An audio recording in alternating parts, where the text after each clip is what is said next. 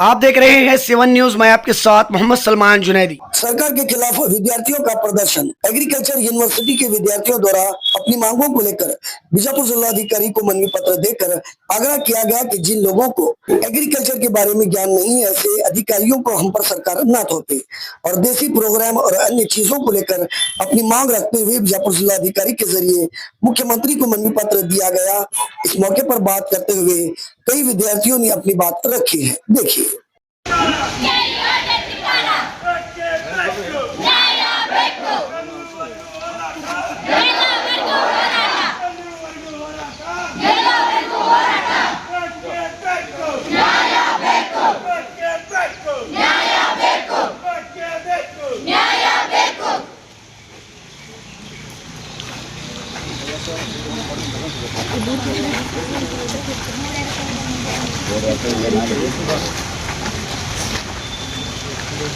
बेके Beko न्याय Beko ಧಿಕ್ಕಾರ ಧಿಕ್ಕಾರ ಎಲ್ಲಿವರೆಗೂ ಹೋರಾಟ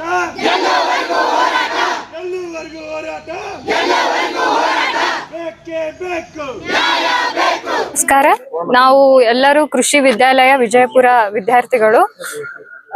ಕೃಷಿ ಮತ್ತು ಮಣ್ಣಿನ ಜ್ಞಾನ ಇಲ್ಲದವರನ್ನ ಕೃಷಿ ಅಧಿಕಾರಿಗಳನ್ನಾಗಿ ಮಾಡೋ ನಿರ್ಧಾರ ನಮ್ಮ ಸರ್ಕಾರ ಕೈಗೊಂಡಿದೆ. ಇದನ್ನ ಯಾರ ಹಿತಾಸಕ್ತಿಗಾಗಿ ಮಾಡ್ತಾ ಇದೆಯೋ ಅಂತ ನಮ್ಗೆ ತಿಳಿದಿಲ್ಲ. ಒಟ್ಟಿನಲ್ಲಿ ಕೃಷಿ ಪದವೀಧರರಿಗೆ ಇದರಿಂದ ತುಂಬಾ ನಷ್ಟ ಆಗ್ತಾ ಇದೆ. ಹಾಗಾಗಿ ನಮ್ಮ ಕೆಲವು ಮನವಿಗಳನ್ನ ಸರ್ಕಾರ ಈಡೇರಿಸಬೇಕು. ಇದರಿಂದ ಭವಿಷ್ಯದಲ್ಲಿ ರೈತ ಕ್ಷೇತ್ರಕ್ಕೆ ಮತ್ತು ಕೃಷಿ ಕ್ಷೇತ್ರಕ್ಕೆ ಯಾವುದೇ ರೀತಿಯ ಧಕ್ಕೆ ಉಂಟಾಗಲ್ಲ.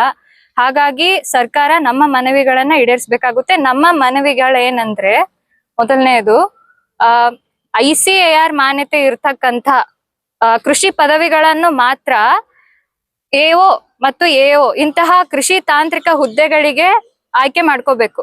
ಅದನ್ನ ಬಿಟ್ಟು ರೈ ಟೆಕ್ನಾಲಜಿ ಯೂನಿವರ್ಸಿಟಿಯ, ಇದು ಖಾಸಗಿ ವಿಶ್ವವಿದ್ಯಾಲಯ, ಈ ಯೂನಿವರ್ಸಿಟಿಯ ವಿದ್ಯಾರ್ಥಿಗಳನ್ನ ಅಂದ್ರೆ BSc ಅಗ್ರಿಕಲ್ಚರ್ ಮತ್ತು BE ಬಯೋಟೆಕ್ನಾಲಜಿ ಇಂಜಿನಿಯರಿಂಗ್ ವಿದ್ಯಾರ್ಥಿಗಳನ್ನ ಕೂಡ ಆಯ್ಕೆ ಮಾಡ್ಕೋಬೇಕಂತ ಈ ಪ್ರಸ್ತುತ ಅಧಿಸೂಚನೆಯಲ್ಲಿ ಹೊರಡಿಸಿದ್ದಾರೆ. ಹಾಗಾಗಿ ತಕ್ಷಣ ಕರ್ನಾಟಕ ಪರೀಕ್ಷಾ ಪ್ರಾಧಿಕಾರ ಈ ಡಿಗ್ರಿಗಳನ್ನ ಅಂದ್ರೆ BE ಬಯೋಟೆಕ್ನಾಲಜಿ ಇಂಜಿನಿಯರಿಂಗ್ ಮತ್ತು BSc ಅಗ್ರಿಕಲ್ಚರ್ ರೈ ಟೆಕ್ನಾಲಜಿ ಯೂನಿವರ್ಸಿಟಿದು ಪದವಿಗಳನ್ನ ಅರ್ಹತಾ ಪಟ್ಟಿಯಿಂದ ಶೀಘ್ರದಲ್ಲಿ ತೆಗೆದುಹಾಕಬೇಕು.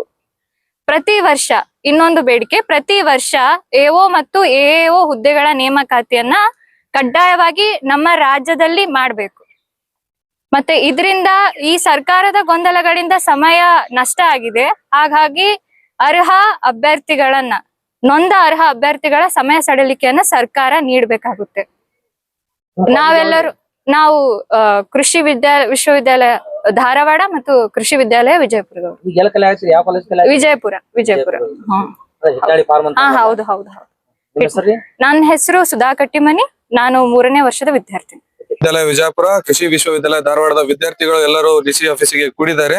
ಏಕೆಂದರೆ ಕೃಷಿ ಅಧಿಕಾರಿ ಮತ್ತು ಸಹಾಯಕ ಕೃಷಿ ಅಧಿಕಾರಿಗಳು ಏನು ನೇಮಕಾತಿಯನ್ನು ನಮ್ಮ ರಾಜ್ಯ ಸರ್ಕಾರ ಹೊರಡಿಸಿದೆ, ಅದರಲ್ಲಿ BE ಬಯೋಟೆಕ್ನಾಲಜಿ ಮತ್ತು ಅವರು ICAR ಅಕ್ರಿಡಿಟೆಡ್ ಆಗಿರಲ್ಲ, ಅವರಿಗೆ ಅನುಮತಿ ಕೊಡಲಾಗಿದೆ. ಆದ ಕಾರಣ ನಮ್ಮ ಎಲ್ಲ ವಿದ್ಯಾರ್ಥಿ ಸಂಘ ಮತ್ತು ನಮ್ಮ ಎಲ್ಲ ವಿದ್ಯಾರ್ಥಿಗಳ ಮನವಿ ಏನೆಂದರೆ, ಅವರನ್ನು ಕೈ ಬಿಟ್ಟು ಸರ್ಕಾರ ಹೊಸ ಅಧಿಸೂಚನೆಯನ್ನು ಹೊರಡಿಸಬೇಕು.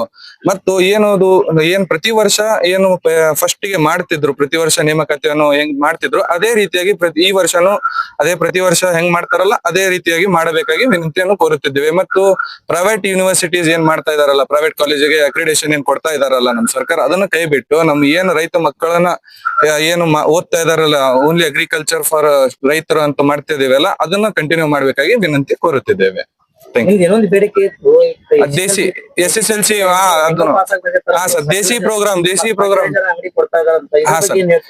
ಪ್ರೋಗ್ರಾಮ್ ಏನ್ ಮಾಡ್ತಾ ಇದಾರಲ್ಲ, ನಮ್ಮ ಕೃಷಿ ಇಲಾಖೆ ಮತ್ತು ನಮ್ಮ ಯೂನಿವರ್ಸಿಟೀಸ್ ಅಟ್ಯಾಚ್ ಮಾಡಿ ಮಾಡ್ತಾ ಇದಾರೆ ಸರ್. ಅದನ್ನ ತಡೆ ಹಿಡಿಬೇಕು. ಅದ್ರಲ್ಲಿ ಮಾನದಂಡ ಏನಂದ್ರೆ, ಇವ್ರದ್ದು ಅದು 10th ಪಾಸ್ ಆಗಿರ್ಲಿ, ಫೇಲ್ ಆಗಿರ್ಲಿ, ಮತ್ತು ಏನ್ PUC ಪಾಸ್ ಆಗಿರ್ತಾರಲ್ಲ, ಅವರಿಗೆ ಒಂದು ಅಪ್ಲಿಕೇಶನ್ ಕರೀತಾರೆ ಸರ್. ಒಂದು ಪ್ರಿಸ್ಕ್ರೈಬ್ಡ್ ಫೀಸ್ ಕಟ್ಕೊಂಡು ಅವರಿಗೆ ಒಂದು ಇದನ್ ಮಾಡ್ತಾರೆ ಸರ್, ಒಂದು ಕೋಚಿಂಗ್ ಕೊಡ್ತಾರೆ. 1 ವರ್ಷದಲ್ಲಿ ಅವರಿಗೆ ಫರ್ಟಿಲೈಸರ್ ಶಾಪ್ ಹಾಕಿ ಪರ್ಮಿಷನ್ ಕೊಡ್ತಾರೆ. ನಾವು 4 ವರ್ಷ ಕಲ್ಕೊಂಡು ನಮಗೆ ಕೊಡಲ್ಲ ಸರ್. ಈ ರೀತಿ ಆದ್ರೆ ನಮ್ಮ ಕಲ್ತು ಕೂಡ ವೇಸ್ಟ್ ಅಂತಂತೀರಿ ಹಾ ಸರ್, ಒಂದ್ ಲೆಕ್ಕದಾಗ ಹಂಗ ಹೇಳಲ್ ಸರ್. ಬಟ್ ನಾವು ಹೇಳ್ತಾ ಇರೋದೇನ ಅವ್ರಿಗೆ ತೆಗಿಬೇಕು. ನಾವು ನಿಮ್ ಮಾತಿನ ಅರ್ಥ ಹಂಗೆ ಐತ್ರಿ. SSLC ಒಪ್ಕೋತೀವಿ ಸರ್, ನಾವು ಲಾಯಕಿಲ್ಲ ಅಂತ ವ್ಯಕ್ತಿಗೆ ಒಪ್ಕೋತೀವಿ ಸರ್, ಒಪ್ಕೋತೀವಿ ಸರ್. ನಾವ್ ಇದನ್ನ ಒಪ್ಕೋತೀವಿ ಸರ್. ನಾವ್ ಇದನ್ನ ನೀವ್ ಹೇಳಿದ್ ನಾವು ಒಪ್ಕೋತೀವಿ ಸರ್. ಯಾಕೆ ಸರ್ ನಾವು ನಮ್ ಪ್ರೊಫೆಷನಲ್ ಡಿಗ್ರಿ ನಾವು ಓದ್ಕೊಂಡು ಅವ್ರಿಗೆ ಕೊಡೋದು ಸರ್?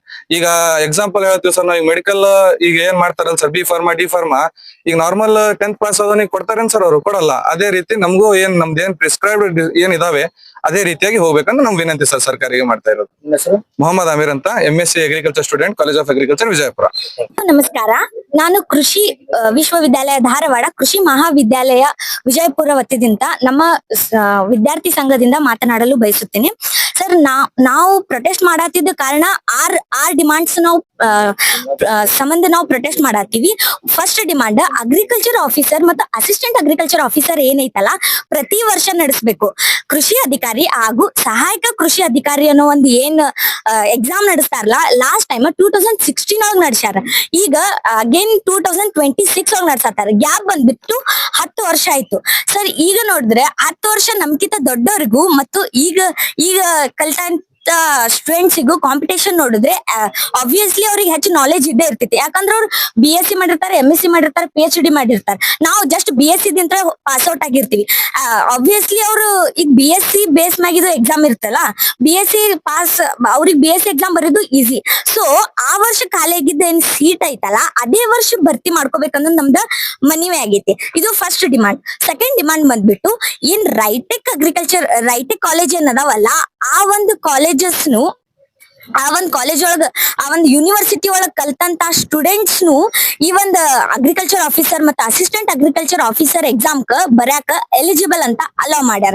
ಸರ್, ಅವರು UGC ಅಂದ್ರೆ ಯೂನಿವರ್ಸಿಟಿ ಗ್ರಾಂಟೆಡ್ ಕಮಿಷನ್ ಅದ್ರ ಪ್ರಕಾರ as he is eligible to take the degree certificate.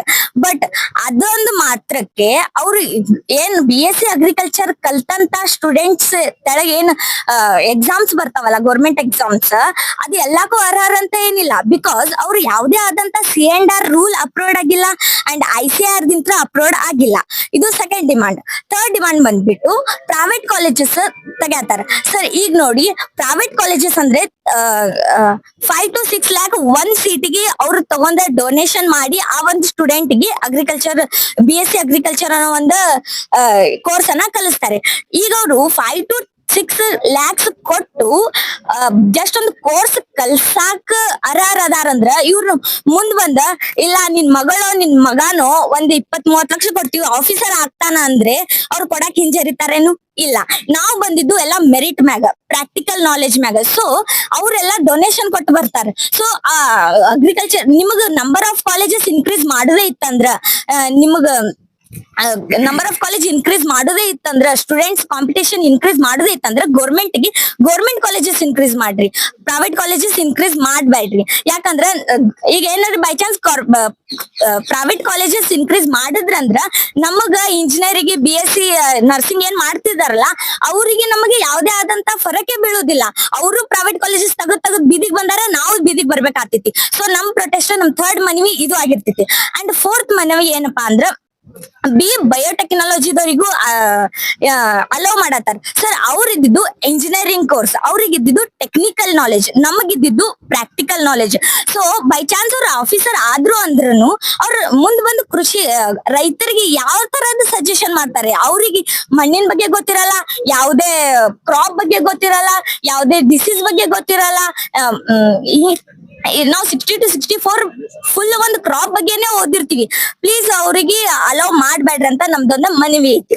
And Desi program ಅಂತ ಬರ್ತೈತಿ. According to this desi program ಅವ್ರ ಏನ್ ಮಾಡ್ತಾರಪ್ಪ ಅಂದ್ರೆ 1 year ಒಳಗ ಬ್ರೀಫ್ ಆಗಿ ಕೃಷಿ ಬಗ್ಗೆ ಹೇಳ್ಕೊಡ್ತಾರ, ಇಲ್ಲನಲ್ಲ. ಬಟ್ ಅದ್ರೊಳಗೆ ಯಾರ್ಯಾರಿಗೆ ಅಲೋ ಮಾಡಿರ್ತಾರ ಫಸ್ಟ್ ತಿಳ್ಕೊಬೇಕಲ್ಲ. 10th ಪಾಸ್ ಆಗ್ಲಿ, 10th ಫೇಲ್ ಆಗ್ಲಿ, ಸೆಕೆಂಡ್ PUC ಪಾಸ್ ಆಗ್ಲಿ, ಸೆಕೆಂಡ್ PUC ಫೇಲ್ ಆಗ್ಲಿ, ಅವ್ರಿಗೆ ಎಲ್ಲರಿಗೂ ಇದು ಮಾಡಿ ಲೈಸೆನ್ಸ್ ಕೊಡತಾರ. ಸರ್, ಈಗ ನಮಗ ಗೌರ್ಮೆಂಟ್ ಜಾಬ್ ಸಿಗ್ಲಿಲ್ಲ, ಪ್ರೈವೇಟ್ ಪ್ರೈವೇಟ್ ಕಾಲೇಜು ಇದು ಜಾಬ್ ಸಿಗ್ಲಿಲ್ಲ ಅಂದ್ರೂ ನಮಗೊಂದು ಏನೋ ಒಂದು ಫರ್ಟಿಲೈಸರ್ ಅಂಗಡಿ ಹಾಕಿ ಜೀವನ ಸಾಗಿಸ್ತೀನಿ ಅನ್ನೋದೊಂದು ನಮಗೊಂದು ಹೋಪ್ ಇರ್ತೈತಿ ಸರ್.